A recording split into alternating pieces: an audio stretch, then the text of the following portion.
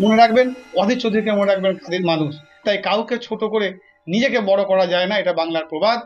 আমরা মনে করি যে অধীর চৌধুরী জিন্দাবাদ। অধীর চৌধুরীর যে লড়াই, সেই লড়াই আজকে সার্থক হচ্ছে। দীর্ঘ লড়াই, দীর্ঘদিনের প্রতীক্ষার এই রেল ব্রিজের বিষয়টা। সালটা 1999। নবগ্রামের বিধায়ক অধীর রঞ্জন চৌধুরী আর ইস্টার্ন রেলের লালগোলা সেকশনের রেলওয়ে প্যাসেঞ্জার ইউনিয়নের সম্পাদক আর খান সাহেব, যিনি প্রয়াত হয়েছেন, তিনি গোড়াবাজার অধীর চৌধুরীর বাড়িতে এসে তিনি প্রস্তাব দেন যে দাদা, অনেককে বলেছি কোনো কাজ হচ্ছে না। ব্রিটিশ আমলের তৈরি একটি প্রস্তাবিত, সেই সময়কার ব্যবহৃত একটি রেলপথ ছিল, যেটা আপনি যদি সেই রেলপথের ব্যবস্থাটা করেন তাহলে মুর্শিদাবাদবাসীর সঙ্গে সঙ্গে ভারতবাসীও উপকৃত হবে। অধীর চৌধুরী সেদিনের সেই আর খান সাহেবের কথা এবং পরবর্তীকালে পুরনো সেই ডিস্ট্রিক্ট বিএলআর কাছ থেকে পুরনো ম্যাপ জোগাড় করে তার লড়াই শুরু হয়। নসিপুর রেল ব্রিজ কার, এই তর্কে আমরা যদি না যাই, আমি সব রাজনৈতিক দলের নেতৃত্বকে বলবো, মানুষের যেটুকু কৃতিত্ব সেটুকু যদি আমরা স্বীকার করে নিই, তাতে নিজেরা কেউ ছোট হই না, বরঞ্চ নিজেরা বড়ই হই। 1999 সাল থেকে অধীর চৌধুরী লড়াই করছেন। তারপরে ঘটনাচক্রে তিনি সাংসদ হলেন, পার্লামেন্টে গেলেন। তিনি কখনো লালু প্রসাদ যাদব, কখনো কেসি পান, সরকারটা কংগ্রেসের পাশে আছেন প্রণব মুখার্জি, সকলের দাঁড়ে দাঁড়ে দাঁড়ে দাঁড়ে তিনি ঘুরেছেন যাতে নসিপুর রেল ব্রিজটা হয়। এক বিশেষ সন্ধিক্ষণে মুর্শিদাবাদ জেলা কংগ্রেসের পক্ষ থেকে আপনাদেরকে আমরা এখানে ডেকেছি এবং নিজেদের বক্তব্য তুলে ধরার চেষ্টা করছি। আমাদের কাছে খুব আনন্দের সংবাদ, আসন্ন শারদীয়ার প্রাক্কালে ভারতবর্ষের প্রধানমন্ত্রী নরেন্দ্র মোদী, তিনি মুর্শিদাবাদ জেলাবাসীর বহুদিনের স্বপ্ন নসিপুর রেল ব্রিজ তিনি আগামীকাল উদ্বোধন করবেন, সম্ভবত শিয়ালদা থেকে।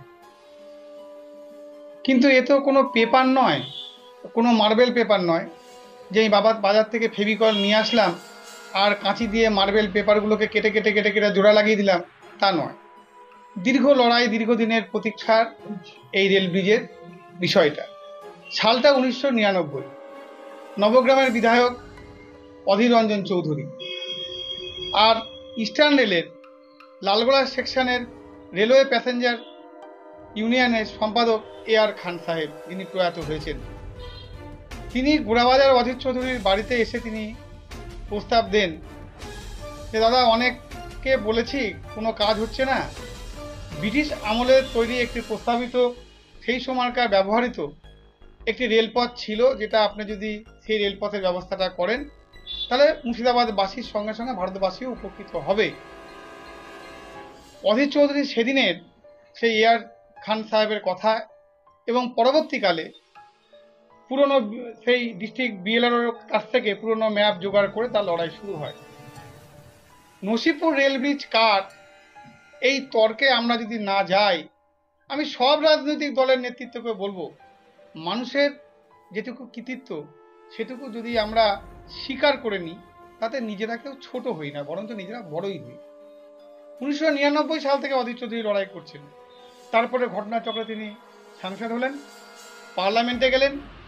তিনি কখনো লালু প্রসাদ যাদব, কখনো কেসি পান, সরকারটা কংগ্রেসের পাশে আছেন প্রণব মুখার্জি, সকলের দাঁড়ে দাঁড়ে দাঁড়ে দাঁড়ে তিনি ঘুরেছেন যাতে নসিপুর রেল ব্রিজটা হয়। ঈশ্বরের কৃপায় তিনি 18 মাস রেলমন্ত্রী ছিলেন এবং আপনারাই অধীর চৌধুরীর সঙ্গে গেছেন, দেখেছেন যে সেখানকার জমি যারা দিতে চাইছিল না, ভারতবর্ষের রেলের ইতিহাস সৃষ্টি করে তাদেরকে জমি, তাদেরকে চাকরি এবং টাকা এটা দিয়েছিলেন রেলমন্ত্রী অধীর চৌধুরী। অনেকে তাকে দেড়খানা রেলমন্ত্রী বলতে পারেন, তৃণমূলের কালচারে কেউ কেউ আগে বলতেন হাফ প্যান্ট পরা মন্ত্রী, ইত্যাদি ইত্যাদি। কিন্তু কারো যদি লক্ষ্য ঠিক থাকে, সে কিন্তু সেটা করতে পারে। এর জন্য যদি কৃতিত্ব দাবি করতে পারে এবং আমরা গর্বিত, আমরা ধন্যবাদ জ্ঞাপন করব সেই সময় সাংসদ, পরবর্তীকালে রেলমন্ত্রী শ্রী অধীর রঞ্জন চৌধুরী, যার চেষ্টার জন্য আজকে নসিপুর রেল ব্রিজ আগামীকাল সেটা কিন্তু তৈরি হতে চলেছে। কেউ সৃষ্টি করে, কেউ এসে ফিতা কাটে, এটাই কপাল। সরকার তো আর কারোর জন্য তো অপেক্ষা করে না।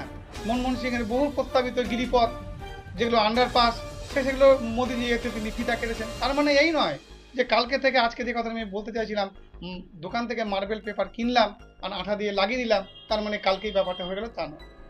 যারা আজকে কথা বলছেন, মুর্শিদাবাদের বিধায়ক থেকে শুরু করে বিজেপি যারা তারা সেই সময় দর্শক আসনে বোধহয় বসেছিলেন, আমার যেটুকু খেয়াল করছি। হ্যাঁ, সেই সময় অনেকেই যারা আজকে কংগ্রেস থেকে তৃণমূলে চলে গেছে, তারা কেউ কেউ উপস্থিত ছিল 2004 সালে। আমরা সাংবাদিকদের যে গ্রুপ, সেখানে আমরা পোস্ট করেছি যে তদানীন্তন রেলমন্ত্রী লালু প্রসাদ যাদব, সাংসদ অধীর চৌধুরী এবং প্রতিরক্ষা মন্ত্রী প্রয়াত রাষ্ট্রপতি প্রণব মুখার্জি তিনি স্টেজে বসে আছেন। তাছাড়া কংগ্রেসে সেই সময় অনেকেই ছিলেন, প্রয়াত মান্নান হোসেন থেকে শুরু করে অনেকেই ছিলেন যারা কংগ্রেস করতেন। তা সেই সময় সেই ভিত্তিপ্রস্তর স্থাপিত হয়। আজকে যারা বলছেন যে আমরা করলাম, এ ভাই রেলের জিনিস 1 বছরের জিনিস নয়। মানুষ জানে এ রেলপথের দীর্ঘ লড়াই অধীর চৌধুরীর। মানুষ বাংলায় একটা কথা বলে, দ্রুত শক্তিলিক হয়ে যাওয়া, এই রেলওয়ে ক্ষেত্রে ঠিক তাই। কিছুদিন আগেও তিনি DRM Sealdah, GM eastern rail, তাদেরকে নিয়ে তিনি রেলওয়ের ব্রিজ পরিদর্শন করছিলেন। আমরা সেদিনই জানতাম কিছু উচ্চিংড়ির জল কালো পতাকা দেখিয়ে অধীর চৌধুরী গো ব্যাক যদি বলছিলেন, এগুলো মানেই হচ্ছে কৃতিত্বটা কার। তা আমরা বলতে চাইছি, নসিপুর রেল ব্রিজ কারণ নয়, নসিপুর রেল ব্রিজ ভারতবাসীর, মানুষের। আর যদি কেউ এই সম্পর্কে নসিবির করতে থাকে, সেটা হচ্ছে প্রস্তাব ছিল AR খান সাহেবের, এবং যার জন্য এটা তৈরি হলো তাকে আমরা প্রণাম জানাই। তিনি হচ্ছেন অধীর চৌধুরী। কারণ তার রেলমন্ত্রী থাকাকালীন সামান্য সময়ের জন্য রেলওয়ের কোনো একটি বিভাগের সামান্য মেম্বার আমি হয়েছিলাম, এবং সেই মেম্বার হওয়ার সুবাদে আমি জানি যে রেলের একটা কাজ করতে গেলে কতদিন অপেক্ষা করতে হয়, কত কিছু করতে হয়। তাই অধীর চৌধুরীর দীর্ঘ লড়াই আজকে সার্থক হতে চলেছে। মুর্শিদাবাদবাসীকে আমরা ধন্যবাদ জানাবো, পাশাপাশি ধন্যবাদ জানাবো অধীর চৌধুরীকে। বিপক্ষ রাজনীতির দলের নেতৃত্বের কাছে একটাই অনুরোধ, যে অন্য কারো কৃতিত্বকে খাটো না করে কারো কৃতিত্বকে যদি সম্মান জানানো যায়, তাহলে মানুষের কাছে নিজেকে বড় করা যায়, ছোট অন্তর্পক্ষে করা যায় না।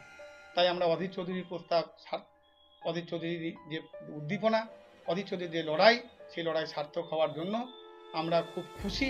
আগামীকাল এই নসিপুর রেল ব্রিজ তৈরি হোক। যতদিন এই নসিপুর রেল ব্রিজ দিয়ে ট্রেন যাবে, ততদিন মানুষ অধীর চৌধুরীর নাম মনে রাখবে। যেমনভাবে আজকে বিধানসভাতে যারা যাচ্ছেন, বিধানসভাতে অ্যাটেন্ড করার জন্য ডবল লাইন মানে উপর দিয়ে ভাগীরথী ট্রেনে বসে আরাম করে যাচ্ছেন, তারা ভাববেন। যারা আপাময় মানুষ, যারা উড়ালপুল দিয়ে হাঁটছেন, তারা ভাববেন। যারা কাটোয়া থেকে ফরাক্কা পর্যন্ত যাতায়াত করেন, তারা অধীর চৌধুরীকে মনে রাখবেন। যারা গাঁতলা ব্রিজ দিয়ে যাতায়াত করেন, তারা অধীর চৌধুরীকে মনে রাখবেন। যারা গঙ্গা পদ্মা ভাঙনের মানুষ, যারা ফরাক্কা থেকে জলঙ্গি পর্যন্ত, তারা অধীর চৌধুরী 107 মনে রাখবেন। অধীর চৌধুরীকে মনে রাখবেন কাদের মানুষ। তাই কাউকে ছোট করে নিজেকে বড় করা যায় না, এটা বাংলার প্রবাদ। আমরা মনে করি যে অধীর চৌধুরী জিন্দাবাদ। অধীর চৌধুরীর যে লড়াই, সেই লড়াই আজকে সার্থক হচ্ছে।